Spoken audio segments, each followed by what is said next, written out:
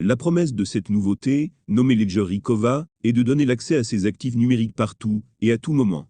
Cela a été rendu possible grâce à un partenariat avec Coincova, qui assurera une sauvegarde de qualité militaire, ainsi qu'un fournisseur de services de sauvegarde indépendant.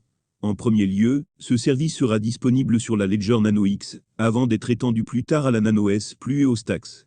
Bien entendu, il est important de préciser que cette option n'est en rien obligatoire, l'utilisateur choisit de son propre chef s'il souhaite s'abonner à ce service ou non.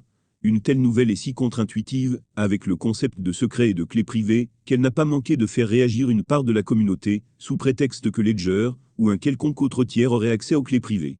Sur Reddit notamment, puis massivement sur Twitter, des utilisateurs se sont inquiétés que cette nouvelle mise à jour permettrait d'exposer la clé privée de son portefeuille à Internet, ce qui le rendrait alors moins sécurisé qu'un hot wallet.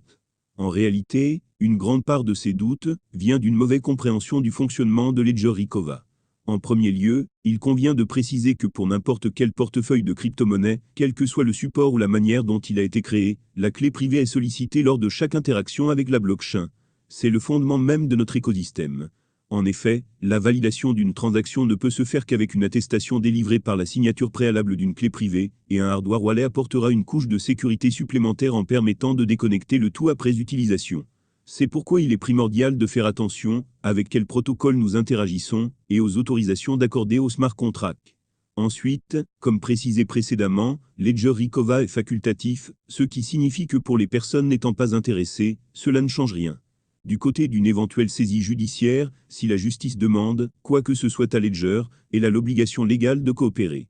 C'est aussi valable pour n'importe quelle entreprise basée en France.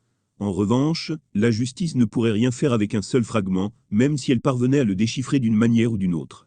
Dans cette optique, les deux autres partenaires de Ledger sont situés chacun dans deux juridictions différentes.